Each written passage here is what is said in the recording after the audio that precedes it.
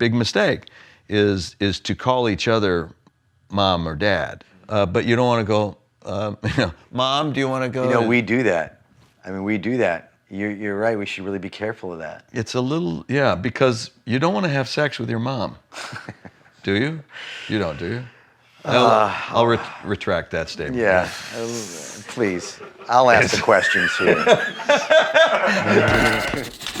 Listen, Hank, it is not working out. Get out. It's working out. It's working out. Don't worry about it. I'll tell you when it's not working out.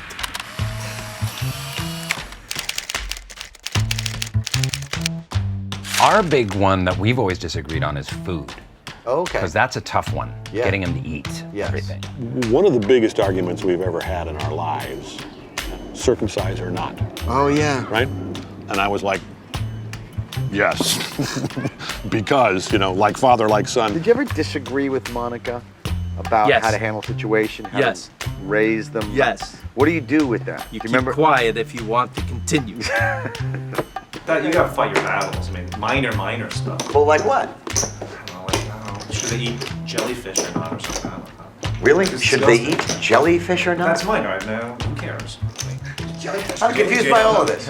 Who gives their child a jellyfish? That's where I am. Because you're not Chinese. What about gefilte fish or something like that? It's not gefilte fish. That's not how I would. First of all, Jordan, it's gefilte fish. Only if it's. The ideal situation is that you don't disagree in front of the children. Right. That if there's a disagreement, you talk about it later. You live with your partner's decision in that moment. Right. And support it. Right. And later say, I'm not sure that's what I would have done. What about next time we do this? My parents always backed each other up. Right. In front of the kids. Yeah, the united front. Yeah, my parents literally. Even times where I'd be like, Dad, give me this one. She's wrong. She was hammering a nail into my head. Come on. That's what I would like. But there are times. That doesn't happen, huh? No, not when I'm wrong. When I'm wrong, I think I can read it in my wife's face, and so can my kids. Right. I came back from a trip once. I was already feeling disconnected from the family, from Hal. He goes to a school. They learn Shabbat, Friday night rituals. We're sitting at dinner, and Kate said to Hal, let's do some kind of Friday night ritual then. It was the first I was ever hearing of it, and Hal wanted to do it, and I got so upset that this would be introduced without Kate and I discussing it first. I was getting uptight enough for Kate to say, is something bothering you? And I said, I'd really prefer that we not introduce big ideas like that at the dinner table without discussing it first. And Kate's something like, well, I really prefer not to be spoken to in that tone.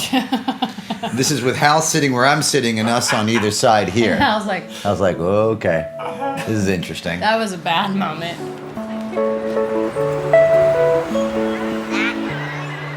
I think it makes it harder for children when parents don't see eye to eye, because I think children are very quick to know how to play one parent against another.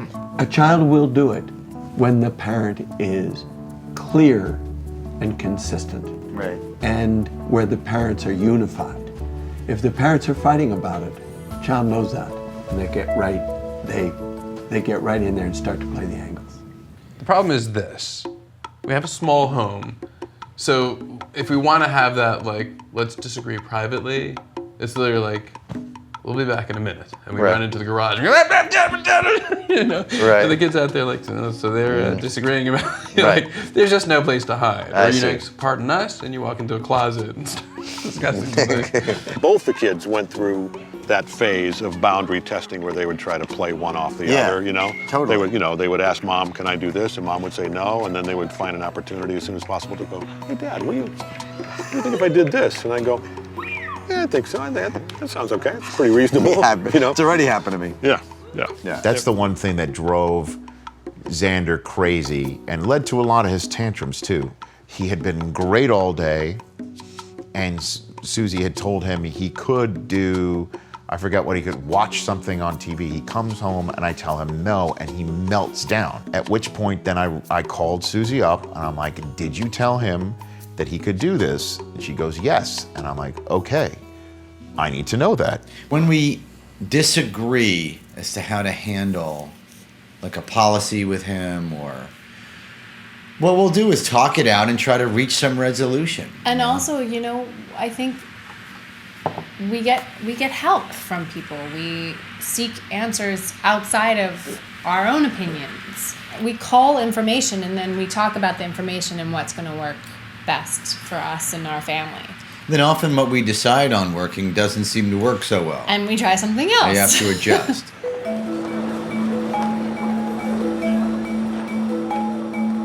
The best example that you can set for a life of generosity or honesty, any quality that it is that you want to kind of fold into your child, the best way to show that is with the relationship between each other.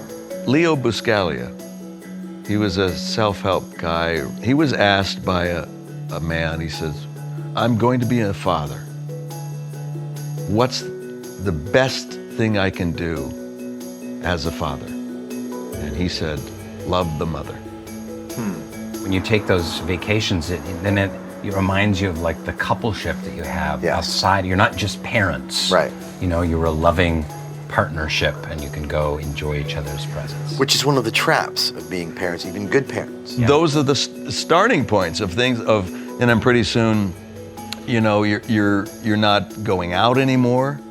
And you got to have that time to go out, just the two of you. My parents went on dates. They went out. They went to parties. They had friends over. There was definitely their time, our time, and then whatever their alone time. And that's something that you have to kind of remember, because especially with Amira, it took me a while to get her. She's like, I'm not going to leave the kids alone all the time. I'm like, yeah, no, we got to go on a date. I think that's where we get stuck a lot of times, where it's like, we need to take care of the kid. We need to make sure that the child is taken care of. I mean, we are so self-sacrificing that we throw all of the sacrifices we'll make for ourselves, we throw the relationship into that picture also. And the kids are the first one who feel that. It's really, really common that you come together with your partner and you're raising a child together, and even if you have the best relationship in the world, you're coming from different backgrounds. So you were raised in very different ways and you both have potentially very different agendas. I would say the majority of couples balance each other in their styles. So not one style is too extreme with their children.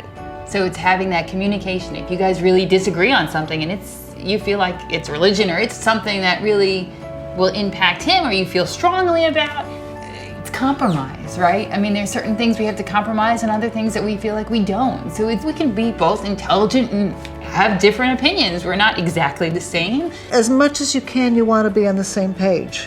You're still going to do things different. Right. The most essential thing is that your child is loved and has two loving parents.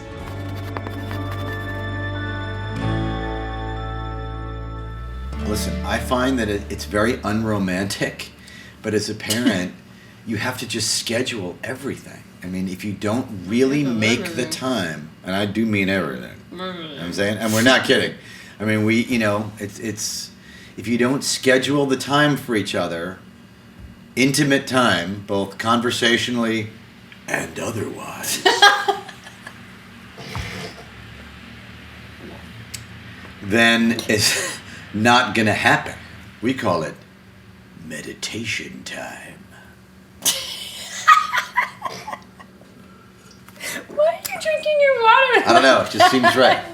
Sometimes we call it time. Oh my God. I can't. I'm sorry. You gotta go?